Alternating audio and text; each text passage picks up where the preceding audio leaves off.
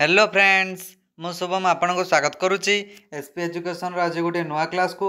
तो पिला माने आज आम आलोचना करवा षष्ठ श्रेणी कौन पे सिक्स क्लास कौन देखा साइंस जोटा कि विज्ञान तो मान विज्ञान नवम अध्याय आलोचना करवा। नवम अध्याय नाम कौन रे उद्भिदर विभिन्न अंशर गठन और कार्य।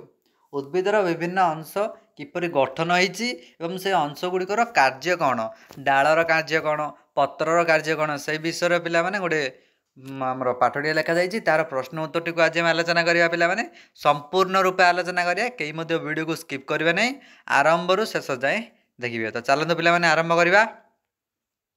देख पिला माने एति प्रश्न उत्तर तुम रही मात्र 5टी क्वेश्चन रही पिला माने छोट पाठटी बहुत छोट पाठटी समस्त भल भाव देख पिला माने सब गुड़ाक बुझीपर जहाँ भी डाउट रोज तुम कमेंट सेक्शन में जनाओ मु कमेंट देखिए डाउट क्लियर करने चेष्टा करी। तो पिला माने देख फास्ट क्वेश्चन देला प्रथम क्वेश्चन देला धान और कदली पत्र व्यतीत अन्य जो पत्र रे समांतरल शिरा विन्यास रही से दुईटीर चित्र अंकन कर। पिला माने देख धान आउ कदली व्यतीत सी आउ किसी पत्र देला अंकन करने कौन रही समांतरल शिरा विन्यास। समांतरल शिरा विन्यास कौड़ा रही पिला देख यहाँ गोटे गछ यहाँ कौन यहाँ आखु टाइप रोटे गछ पिला आखु गछ यहाँ कौन समांतरल शिरा विन्यास अर्थात जो पत्र पिला माने जो पत्र अंकन कर पत्र कौन समांतर ये टाइप समांतर होगी शिरा विन्यास गुड़ाक रही बुझला। देखिपे पे देख ये चित्र को स्क्रीनशॉट नहीं तुम मैंने खातार अंकन करने सुविधा हम है। नेक्स्ट क्वेश्चन जी पे तर देख नेक्स्ट क्वेश्चन है मूलर गठन और कार्य गुड़िक चित्र सह वर्णना कर। पे चित्र सह वर्णना करने पे तुम मान पे गोटे चित्रटी करदे समस्त देखिपुर देख यहाँ रहा मूलर चित्र मूलर प्रथम टाक कौन कह पे आम ये प्रथम टाक कह प्रधान मूल तापर ये जो बाहर एगुड़ाक आम कौन कह एगुड़ाक कह शाखा मूल और सर्व ये जो शेषटा को अग्रभाग कह मूल त्राण कह कौन कह मूल त्राण। देख पे तार गठन गुड़ाक देखा मूलर फास्ट उद्भिदर जो अंश भ्रूण मूलर बाहरी माटी भितर थाए ताकू प्रधान मूल बोली कहुए। प्रधान मूलर गठन अर्थात यहीटार कही भ्रूण मूल अर्थात मोटा जो तार कांडरू बाहर था चेर भाग ये जो भ्रूण मूलर बाहर की सी कुआड़े थी माटी भितर आड़ को थी ताकू आम कौन कह प्रधान मूल। नेक्स्ट है प्रधान मूलर शाखा मूल बाहर देख पे प्रधान मूल से सब शाखा मूल बाहर एकानी एकानी एकानी टाइप सब से प्रशाखा मूल बाहर थाए शाखा प्रशाखा ये टाइप बाहर।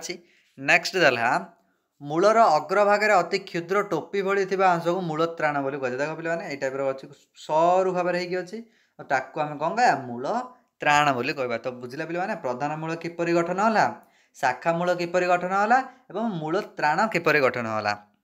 नेक्स्ट है मूल त्राण गछ को कोष विभाजन अंश और तार पछकू वर्षणशील अंश रही है। मूल त्राणर गछ को कोष विभाजन अंश और तार पछकू कौन रही है वर्षणशील गोटे अंश रही है जोटा कि मूल भितर रही है। वर्षणशील अंश पछरे मूल गुड़े मूल लोम बाहर थाए वर्षणशील गोटे अंश रहा से लोम गोटे गोटे सब बाहर थी। यहाँ कौन उद्भिदर मूलर गठन 5टा पॉइंट देला पे ये तुम लिखिदियो आ बेसी भी लिखा दरकार नहीं 5टा पॉइंट तुम मान यथेष्ट। नेक्स्ट देला पे तार कार्य देखिए ये देखिए गठन देखिए तार कार्य देखिए। नेक्स्ट देख पे नेक्स्ट देला तार कार्य कौन देला देखिपे समस्त मूलर कार्य पे प्रथम पॉइंट देला मूल उद्भिद को पे उद्भिद नहीं ये उद्भिद हम मूल उद्भिद को माटी उपरे दृढ़ भाव धरी रखे माटी उपरे अर्थात मूलटा रही है माटी तले किंतु उद्भिद रही है माटी उपरे से कहला माटी तले मूल रही जो सी उद्भिद को माटी उपर धरी रखापी साहाଯ୍य कर मूल माटी को बांधि रखा द्वारा मृत्तिका क्षय हो नहीं यहाँ ठीक कथा पे यह माटी जल खनिज लवण शोषण कर उद्भिद को जोगाए। यहाँ ठीक कथा पे माटी जो चेर आम रोचे सी उद्भिद को जल और खनिज लवण जोगेब कौड़ू माटी झिकिब। रूपांतरित मूल खाद्य संचय श्वासक्रिया वंश विस्तार और सहायता आदि कार्य सबू କରିଥାଏ। ରୂପାନ୍ତରିତ ମୂଳ, ନୂତନର ମୂଳ ଯଦି ରୂପାନ୍ତରିତ ହେବ ସେ କ'ଣ କ'ଣ କାର୍ଯ୍ୟ କରିବ ପିଲାମାନେ? ଖାଦ୍ୟ ସଞ୍ଚୟ କରିବ, ଶ୍ୱାସକ୍ରିୟା କରିବ, ବଂଶ ବିସ୍ତାର କରିବ, ସହାୟତା, ଏଇସବୁ କାର୍ଯ୍ୟ ଗୁଡ଼ାକ ସବୁ ସେ କରିବ। ତ ପିଲାମାନେ ଗଠନ ଦେଖିଲେ, କାର୍ଯ୍ୟ ମଧ୍ୟ ବୁଝିଲା। ନେକ୍ସଟ କ୍ୱେଶ୍ଚିନ୍ ଦେବା। ନେକ୍ସଟ କ୍ୱେଶ୍ଚିନ୍ ହେଲା ପିଲାମାନେ 3 ନମ୍ବର। କାଣ୍ଡ କେତେ ପ୍ରକାର ଏବଂ ଏହା ଉଦ୍ଭିଦର କେଉଁ କେଉଁ କାର୍ଯ୍ୟ କରିଥାଏ ବର୍ଣ୍ଣନା କର। କାଣ୍ଡ କେତେ ପ୍ରକାର ପ୍ରଥମେ ଦେଖିବା। କାଣ୍ଡ କେତେ ପ୍ରକାର ପିଲାମାନେ ଦେଖିଥିବ। କାଣ୍ଡ ହେଉଛି 2 ପ୍ରକାର। ଗଠନ ଦୃଷ୍ଟିରୁ କାଣ୍ଡ ହେଉଛି କେତେ ପ୍ରକାର? 2 ପ୍ରକାର। କ'ଣ କ'ଣ ସେ 2 ପ୍ରକାର? ଗୋଟେ ହେଲା ସବଳ କାଣ୍ଡ, ଯେଉଁଟାକି ଏଇଟା ପିଲାମାନେ ଦେଖିପାରୁଥିବ, ଆଉ ଗୋଟେ ହେଲା ଦୁର୍ବଳ କାଣ୍ଡ, ଆଉ ଗୋଟେ ଏଇଟା। ଦେଖ ସବଳ କାଣ୍ଡ ଅର୍ଥାତ୍ ଦେଖ ଏଇଟା ମୋଟା ହେଇକି ରହିଛି। ଦୁର୍ବଳ କାଣ୍ଡ ଅର୍ଥାତ୍ ଦେଖ ଏଗୁଡ଼ାକ ସବୁ ପତଳା ପତଳା କାଣ୍ଡ। ଦେଖିପାରିଲ? ଏହାକୁ ସବଳ କାଣ୍ଡ ଏବଂ ଦୁର୍ବଳ କାଣ୍ଡ ବୋଲି କହିବା। ତାର ପିଲାମାନେ ଏଇଟା କ'ଣ ଦେଖିଲେ? କେତେ ପ୍ରକାର ଦେଖିଲେ, ଉଦ୍ଭିଦର କେଉଁ କେଉଁ କାର୍ଯ୍ୟ କରିଥାଏ ମଧ୍ୟ ଦେଖିବା। ଦେଖ ପିଲାମାନେ କାର୍ଯ୍ୟ ଦେଇଛି। ଦେଖ ଗଠନ ଦୃଷ୍ଟିରୁ 2 ପ୍ରକାର ଦେଖିଲେ ପିଲାମାନେ, ସବଳ କାଣ୍ଡ, ଦୁର୍ବଳ କାଣ୍ଡ। ତାର କାର୍ଯ୍ୟ ଦେଲା। କାର୍ଯ୍ୟ କ'ଣ ଦେଲା? କାଣ୍ଡ ପତ୍ର, ଫୁଲ ଓ ଫଳକୁ ଧାରଣ କରିଥାଏ ଏବଂ ସେଗୁଡ଼ିକୁ ସୂର୍ଯ୍ୟାଲୋକ ଦେବାରେ ସାହାଯ୍ୟ କରିଥାଏ। କାଣ୍ଡ କ'ଣ ପିଲାମାନେ? ଗୋଟେ କାଣ୍ଡଟି ରହିଲା, ସେଥିରୁ କ'ଣ ବାହାରିଥାଏ? ସେଥିରୁ ପତ୍ର ସବୁ ବାହାରିକି ରହିବ। ପତ୍ର ଯେଉଁ କ'ଣ ଆସୁଛି? ଫୁଲ ମଧ୍ୟ ଆସୁଛି। ଫୁଲ ଯେଉଁ କ'ଣ ଆସୁଛି? ଫଳ ଆସୁଛି। ଏଇ ଟାଇପ୍ର ସବୁ ରହିବ। ଏହା ମଧ୍ୟରେ ଏହା ମଧ୍ୟ ଦେଇ ଜଳ, ଖଣିଜ ଲବଣ ଓ ଖାଦ୍ୟବସ୍ତୁ ଉଦ୍ଭିଦର ବିଭିନ୍ନ ଅଂଶକୁ ପରିବାହିତ ହୋଇଥାଏ। କାଣ୍ଡ ଦ୍ୱାରା ହିଁ ପିଲାମାନେ ହେତୁ ରଖିବ, ଜଳ ହେଉ, ଖଣିଜ ଲବଣ ହେଉ, ଖାଦ୍ୟବସ୍ତୁ ସବୁଗୁଡ଼ାକ ଦ୍ୱାରା କାଣ୍ଡ ଦ୍ୱାରା ସବୁ ବିଭିନ୍ନ ଶାଖା ପ୍ରଶାଖା ସେଇ କାଣ୍ଡ ହିଁ ଲାଗିଛି, ତାଦ୍ୱାରା ଗଛକୁ ଖାଦ୍ୟ ଯୋଗାଇଥାଏ, ଯେଉଁଟାକି ପତ୍ର ଖାଦ୍ୟ ତିଆରି କରିଥାଏ ଆମର। ତାପରେ ଦେଲା ପିଲାମାନେ ରୂପାନ୍ତରିତ କାଣ୍ଡ ଅର୍ଥାତ୍ ଯେଉଁ ନୂତନ କାଣ୍ଡ ସୃଷ୍ଟି ହୋଇଥାଏ, ଖାଦ୍ୟ ପ୍ରସ୍ତୁତି, ଜଳ, ଖାଦ୍ୟ ସଞ୍ଚୟ, ବଂଶ ବିସ୍ତାର, ଗଛକୁ ସହାୟତା ପ୍ରଦାନ କରିବାରେ ସାହାଯ୍ୟ କରିଥାଏ। ଏଇସବୁ ହେଲା ପିଲାମାନେ କ'ଣ? ମାତ୍ର 3ଟା ପଏଣ୍ଟ। ଏତିକି ଲେଖିଦେଲେ ତୁମମାନଙ୍କର ଯଥେଷ୍ଟ। ତୁମମାନଙ୍କ ପାଇଁ ଏଇ 3ଟା ପଏଣ୍ଟ କ'ଣ ହେଲା? ଆମର ଉଦ୍ଭିଦର କାଣ୍ଡର କାର୍ଯ୍ୟ। କ'ଣ? କାର୍ଯ୍ୟ। ନେକ୍ସଟ ଦେଖିବା ପିଲାମାନେ 4 ନମ୍ବର କ'ଣ ଦେଲା? 2ଟି ମୌଳିକ ଓ 2ଟି ଯୌଗିକ ପତ୍ରର ନାମ ଲେଖ। ଦେଖ ପିଲାମାନେ ମୌଳିକ ପତ୍ର ଅର୍ଥାତ୍ ସାର ଗୋଟେ ଏଇ ଟାଇପ୍ର ଥିବ, 2 ଟାଇପ୍ର ପତ୍ର ଥିବ ଆମର, 2ଟି ପତ୍ର ବାହାରିଥିବ ଗୋଟେ ତାରୁ ଏଇ ଟାଇପ୍ର ମୌଳିକ ପତ୍ର। ତ 2ଟି ମୌଳିକ ପତ୍ର ଲେଖିକି ଆମ୍ବ ଆଉ ପଣସ ମୌଳିକ ପତ୍ର ପିଲାମାନେ ଅର୍ଥାତ୍ 2ଟି। ଯୌଗିକ ପତ୍ର ବୋଲେ 2ରୁ ଅଧିକ ସବୁ, ଅର୍ଥାତ୍ ଏଇ ଗୋଟେ ହିଁ କାଣ୍ଡ ଥିବ, ସେ ଏଇଠୁ ଏଇ ଟାଇପ୍ର ସବୁ ଅନେକ ପତ୍ର ବାହାରିଥିବ। କିଏ ସିଏ? ଶିମ୍ବ, ନିମ୍ବ, ଏଇ ଟାଇପ୍ର ପତ୍ର ଗୁଡ଼ିକ ଆମେ କ'ଣ କହିବା?